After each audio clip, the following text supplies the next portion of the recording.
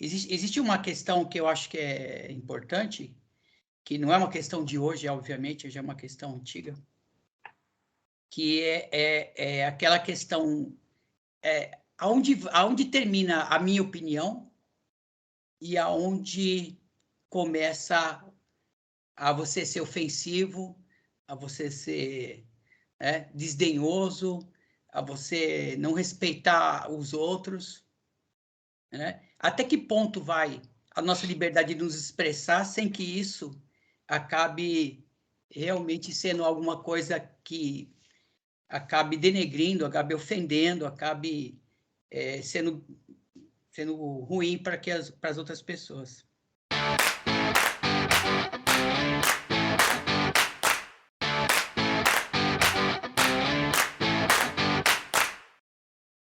Porque hoje em dia é muito comum, a pessoa pega, né, escreve o que quer, fala o que quer, e depois fala assim, não, mas ninguém tem direito de me criticar, porque é a minha opinião.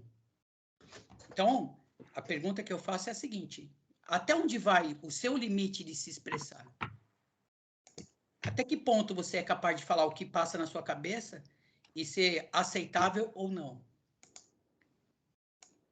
Essa é a pergunta inicial do negócio. Essa é a pergunta norteadora do programa de hoje. Fiquem aí, não saiam daí. Não, tô brincando. E aí?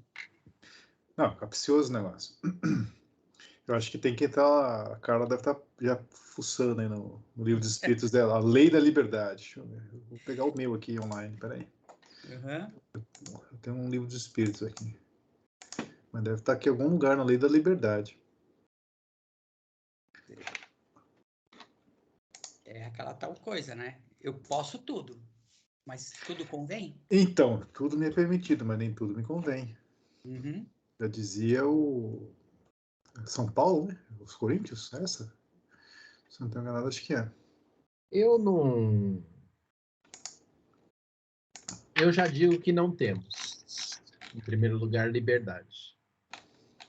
A gente tem o direito, mas a gente não exerce. E quando exerce, exerce da maneira errada.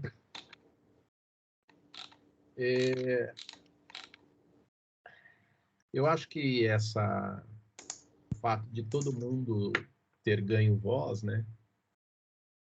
Seja pelo seu telefone, seja pelas redes sociais, tal, não sei o quê. Muita gente se empolgou com a possibilidade e, invariavelmente, ultrapassa o limite.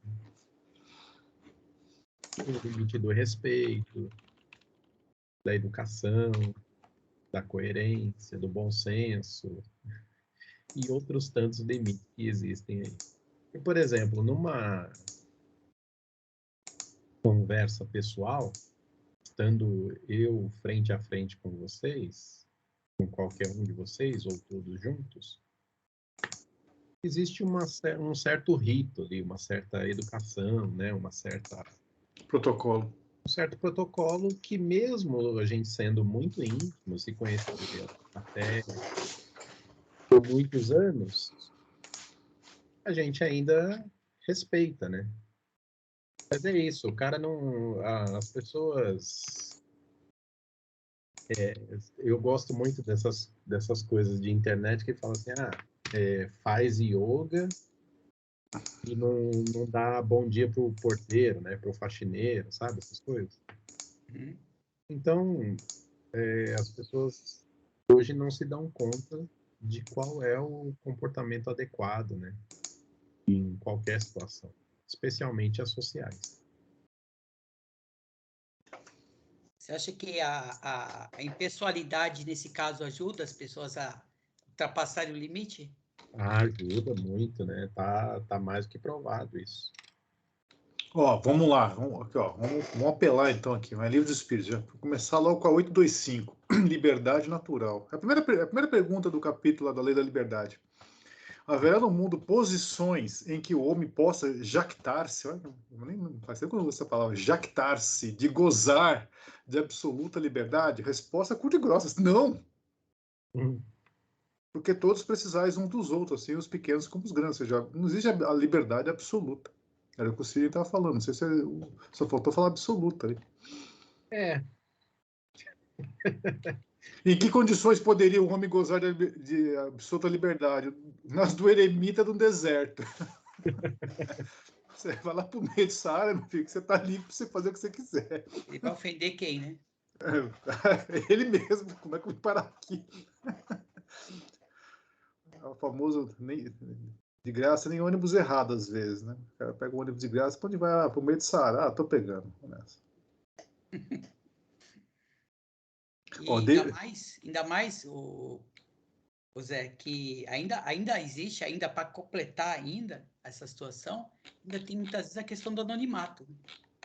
Porque se as pessoas já se sentem muito confortáveis em ofender quem elas não conhecem, quando elas não se identificam, então, aí que a alegria toma conta, né? Então, ó, pois é, de certa maneira, essa questão do anonimato é a personificação, entre aspas, desse negócio do deserto, porque quando você não tem nome, você não tem identidade, você está desertando o seu nome. O anonimato é você desertar o seu nome. Uhum. No sentido de desertar, acho que até daí que vem a etimologicamente a palavra desertar. Você está desertando o seu nome. Então aí você está numa pseudo-situação de liberdade, porque você está sem nome, ou seja, está, entre aspas, no deserto do anonimato. Só que você não está. Né? Só que não, né?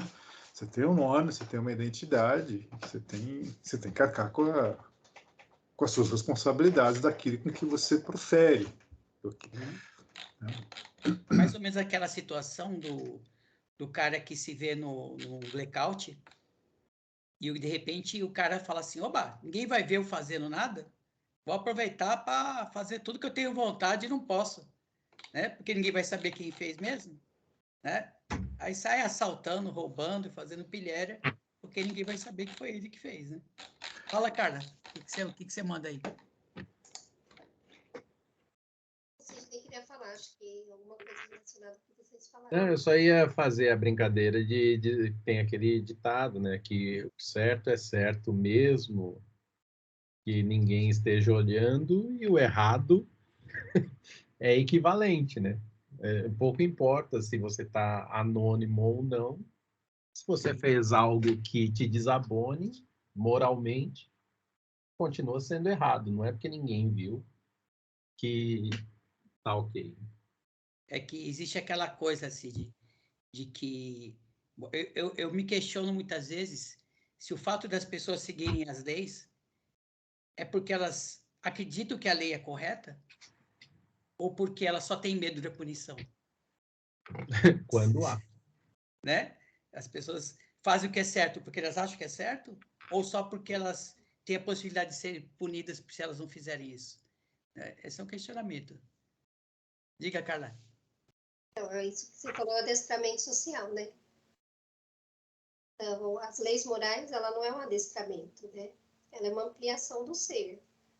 Conforme a gente vai progredindo, a gente vai introduzindo, vai expandindo essas leis que já estão, eu acho que elas são pequenas dentro da gente ainda, né? Porque a gente ainda é muito escravo do ego. Essa questão de liberdade, se a gente olhar no livro dos Espíritos, né? Ela é a 9ª lei. Então, eu acredito que existe uma caminhada entre as leis. Apesar de uma puxar a outra, eu acho que a gente só consegue dominar bem a última lei, né, que é a lei de justiça, amor e caridade, quando a gente já entendeu e assimilou todas as outras.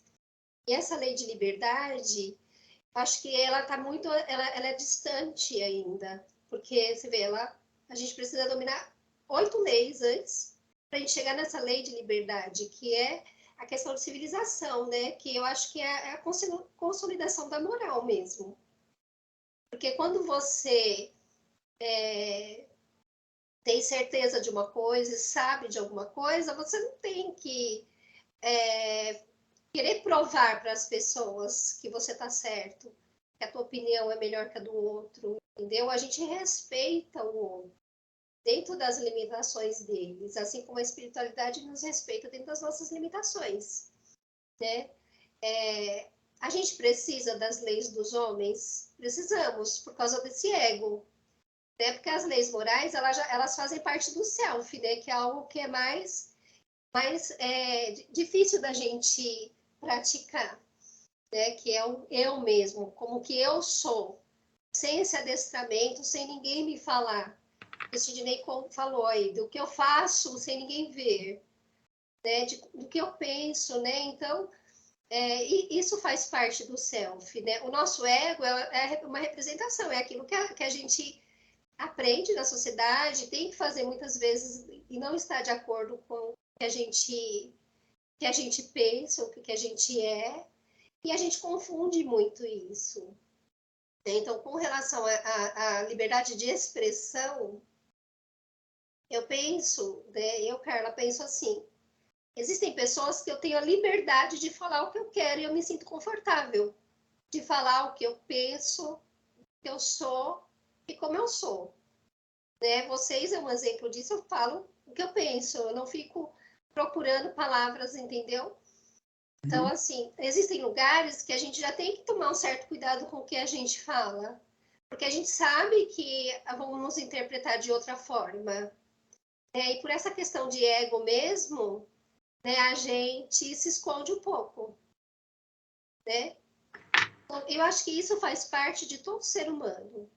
Né? Lugares onde a gente pode livremente falar, mas a gente sabe que existem lugares que, dependendo do que nós falamos, vai agredir, vai soar como ofensa para o outro. Então, agora, por que isso acontece? A gente não foi educado. Né? Muitas vezes a gente não quer nem ouvir. E quando alguém vem falar algo para a gente já vem com uma resposta. E muitas vezes a pessoa não quer uma resposta, ela simplesmente só quer falar. Ela quer que você escute, né? E a gente tem essa mania de querer responder as coisas. Só que o outro ouvido, às vezes, não quer ouvir o que você tem para dizer.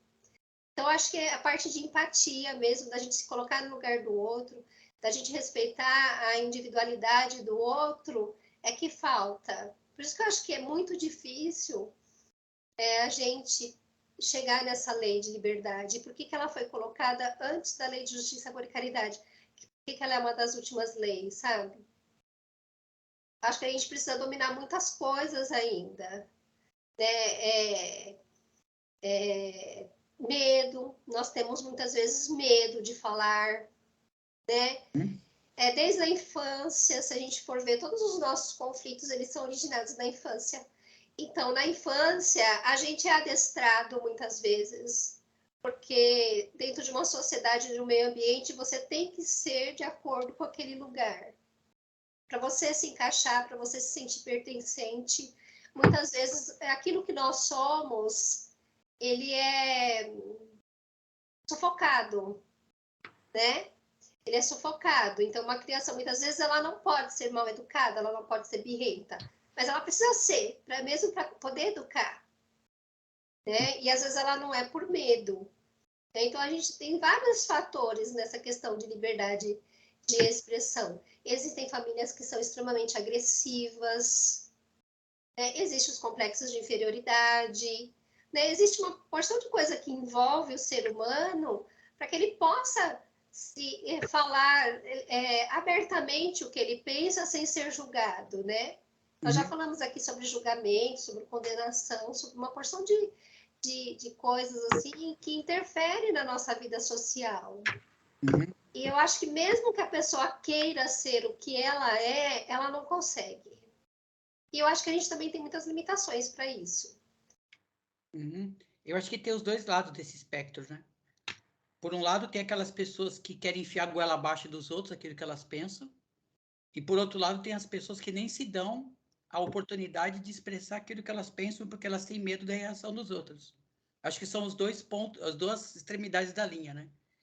Ao passo que você tem gente que não está ligando se o que ela está falando está sendo ofensivo para alguém, se está sendo ruim para alguém ou não. Tem aqueles que têm tanto medo da reação das pessoas que não conseguem nem falar aquilo que penso, né? Agora, o que você falou a respeito da empatia é importante. E fazendo uma provocaçãozinha aqui,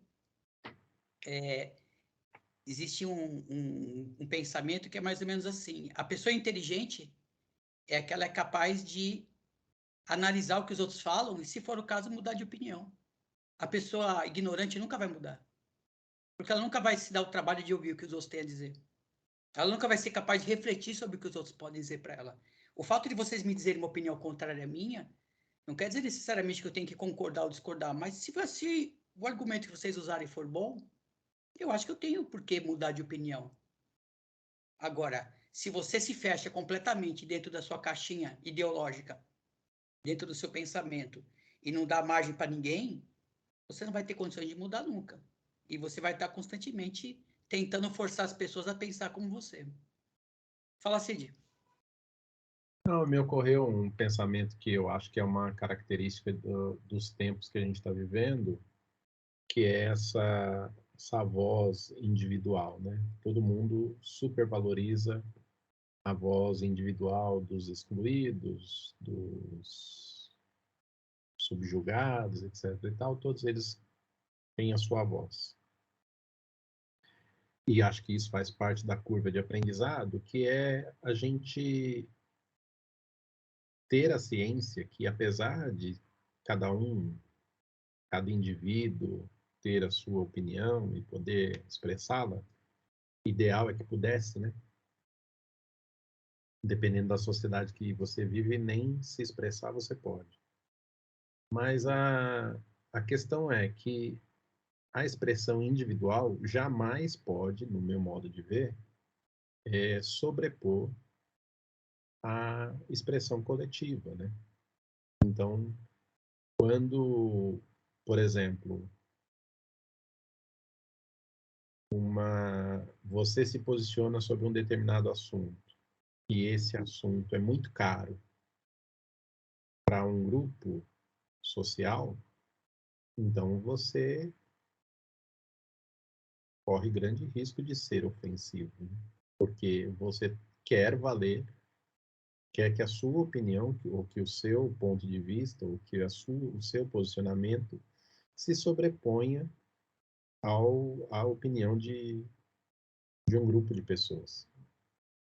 E nem sempre isso é saudável. Uma outra característica que eu acho é que, por exemplo, a gente é muito mal educado, né? Eu sempre falo aqui que a gente é a esquina do mundo, e eu acho mesmo que a gente é a periferia da periferia da periferia da periferia. E as pessoas não se dão conta da falta de respeito, da falta de educação com o outro, né? Uhum. Basta uma saída até a esquina, cara. Se você for até a padaria, vai ter alguém que vai te cortar no trânsito, vai ter alguém que vai tomar sua vaga a única vaga disponível na padaria. Esses dias um amigo postou uma foto de um estacionamento de um shopping, que o cara estacionou um carro novo, bonito, tal, nacional, mas novo. Em que o cara sozinho estava ocupando as 4 vagas demarcadas no chão.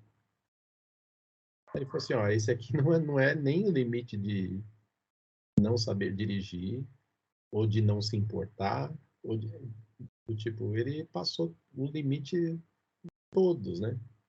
Porque eventualmente você pode até prejudicar o outro, estacionar numa vaga que dificulta o seu vizinho de sair, sabe essas coisas? Uhum. Se a gente olhar pequenas coisas, cara, não precisa ir para coisas grandes, não, nem moralmente fáceis de serem reconhecidas nas coisas do dia a dia, sabe? A Uhum. gente tem, por exemplo, o negócio da educação do trânsito, né? De dar direito ao pedestre e tal, não sei o quê, que eu acho ótimo. A gente foi evoluindo, né? Com o uso do cinto de segurança, todo mundo reclamou. Todo mundo reclamou e depois falou assim, não, tem razão, né? A gente precisa mesmo. No mesmo caso de fumar em lugar fechado, né? Enfim, outras coisas banais do dia a dia. Mas, por exemplo, esse negócio do pedestre no trânsito. Cara, é super legal, né? Mas aí tem gente que abusa. Por quê? Porque o farol acabou de abrir e a pessoa põe o pé na rua. Como quem diz, eu estou no meu direito, você que tem que parar. Então tem ainda o espaço do bom senso, né, para trabalhar ali. Eu entendo, tá todo mundo aprendendo, entendo e nem sempre aceito, né, porque tem umas situações bizarras. Mas, né, a gente está se acostumando ainda com essa pequenina evolução. Uhum. E tem tantas outras, cara, tanto, né, a mesma coisa do chefe que faz assédio moral, do marido que faz violência doméstica, da mãe que explora a condição do filho, né? Enfim, tem tantas coisas cotidianas que a gente precisaria melhorar e que, no meu modo de ver, são exemplos da liberdade, porque é isso, você não pode sobrepor a sua liberdade à do outro, né? Uhum. Sim. E liberdade não é fazer o que você quer sem julgamento, sem consequências, sem nada. Liberdade é você tomar as próprias decisões. Deixa eu fazer uma colocação em cima de uma fala tua aí, Cid, que é o seguinte, é um questionamento interessante. Nós somos um país... As minhas gatas estão brigando em cima da cama. Nós somos um país que é hegemonicamente cristão. Então, ele adota determinadas convenções, determinados pensamentos dessa base. Então, o meu questionamento é o seguinte: será que toda vez que você vai de encontro, que toda vez que você discorda de um pensamento hegemônico, você está necessariamente errado? Não. Será que... Porque, assim, existem convenções baseadas em certos critérios sociais, religiosos, políticos, mas será que esses critérios, por serem da maioria, que é de uma determinada classe social, de uma determinada origem étnica ou religiosa, ou sei lá, será que isso quer dizer necessariamente que o que eles convencionaram não pode ser discutido, não pode ser questionado? Porque senão dá a impressão que, assim, qualquer pessoa que vá de encontro a isso acaba se tornando meio que um páreo, entendeu? Acaba se tornando aquela pessoa que não concorda com a maioria, então você está necessariamente errado, né? Você é aquele cara que você destoa, né? Vou dar um exemplo polêmico. Todo mundo aqui, eu acredito, em princípio, né, por princípio, deveria ser em princípio, contra o aborto, certo? Só que existem condições, né? Se eu Atenuante. não me engano, tem uma questão do Livro dos Espíritos que fala sobre isso, né? No caso de uma gravidez que coloca em risco a vida da mãe, onde se deveria optar pelo aborto, e eles falam que, ok, nesse caso, é preferível salvar a vida da mãe do que necessariamente a do filho, embora seja uma decisão dela. Então, assim, tem casos, né? Eu acho que é muito complicado, por exemplo, você falar de que uma pessoa não pode abortar se ela sofreu se ela sofreu lá um estupro, né? Ou no caso de uma criança anencéfala. Então, assim, existe um pensamento hegemônico, mas a questão é, será que esse pensamento hegemônico ele deve ser sempre dominar a discussão? Tipo, não tem conversa, é isso, ponto, morreu o assunto. Então, assim, a gente tem que tomar um certo cuidado com relação a isso, porque senão, qualquer pensamento que fuja 1 milímetro do status quo da sociedade vai te colocar numa situação de párea ou de a margem dessa sociedade. Fala, Zé Antônio. Vamos lá. Eu tenho duas colocações na sua fala. Bom, questão do pensamento hegemônico. Vamos lá, as escrituras. Vou lá para as escrituras, que é para não ter conversa. Por ocasião da festa, o governador soltava um preso e, a pedido do povo, havia um chamado Barrabás. preso com os outros sediosos, os quais em um motim haviam feito uma morte. Chegando ao povo, começou a pedir a graça que ele costumava fazer. Mas esses instigaram a multidão para que Pilatos lhe soltasse antes a Barrabás. Liberdade de expressão, pensamento hegemônico. E aí, nós estamos aqui, imagina, tá lá o Pôncio Pilatos. E aí, votação aí, pensamento hegemônico, Jesus ou Barrabás? Né? Então, ó, nem sempre o pensamento hegemônico. Nem sempre não, na maioria, seja honesto também nisso, José. Tá Na bom. maioria das vezes a hegemonia. Sim, a democracia é isso, cara. Nem sempre Vox Populi é Vox Dei, cara, nesse caso. Não foi. Isso é uma coisa, tá? Pensamento hegemônico não significa, não é sinônimo de inteligência. Ô, Zé Antônio, tem uma frase sua que eu nunca esqueci. Diga lá. Eu esqueci. A tradição é a consciência dos ignorantes. Lembra disso? Como é que é? A tradição é a consciência dos ignorantes. Era minha essa frase? Você falava isso. Você é uma lápide, hein? Eu não lembrava disso. Mas vamos lá. Agora, a questão do aborto, eu vou um pouquinho além. Quer dizer, além não, mas dá para... Assim, a legislação brasileira permite, né? O aborto em caso de estupro, essas coisas, etc. E tal. Pensa naquela menina lá de 11 anos que teve 2 vezes negado, enfim e tal. Tem culpa de ter engravidado? Então. Certeza não. Então, aí, pensando na culpa, eu lembrei da seguinte... Eu estava procurando aqui e achei a pergunta no Livro dos Espíritos que a gente pode não trazer para o aborto, mas enfim. Porque, assim, alguns podem falar, você falou, em princípio, nós temos que ser contra o aborto. Por quê? Porque um aborto é uma forma de assassinato, entre aspas. Então, vamos lá. 749. Tem um homem culpa dos assassínios que pratica durante a guerra? Lembra dessa pergunta? Uhum. Lembra qual a resposta? A resposta é não. Não. Então, se de repente nós temos uma situação que a menina está lá, 11 anos, não tem consciência do que está acontecendo, foi forçada, ou seja, ela é a vítima, resumindo. Ela não tem culpa de praticar o aborto. Do mesmo modo que um cara, o livro do Espírito aqui, tem um homem culpa de assassinos que pratica durante a guerra? Não. Quando constrangido pela força. Tem culpa daquela menina abortar porque ela engravidou? Não, porque ela foi constrangida pela força. Ela engravidou pela força. Então, assim, isso, eu não vejo espírita discutindo. De repente, ignoraram essa pergunta. Ah, não, mas não tem nada a ver. Não, peraí, calma, tem tudo a ver. Nós estamos falando de supostos assassinatos. Na guerra, é claro, é patente, é material a morte. Você vai lá, você está mirando com uma espingarda no inimigo. A sua intenção das duas, você é matar ou morrer. Tá. Agora, no caso dela, mutatis mutandis, eu gosto de falar mutatis mutandis. O Sidney fala, dadas as devidas proporções, eu uso mutatis mutandis. Dadas as devidas proporções, eu entendo como é a mesmíssima coisa. Não é um assassinato. Não é. Eu não entendo. É assim, porque ali na guerra você tem o dolo de matar. Né?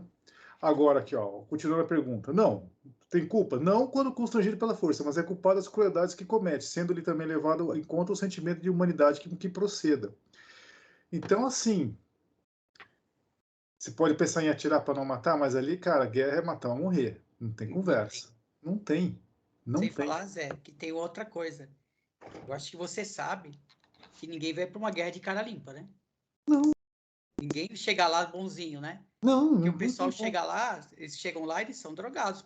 Quem é que vai se enfiar no campo de batalha, né, de peito aberto para tomar um tiro?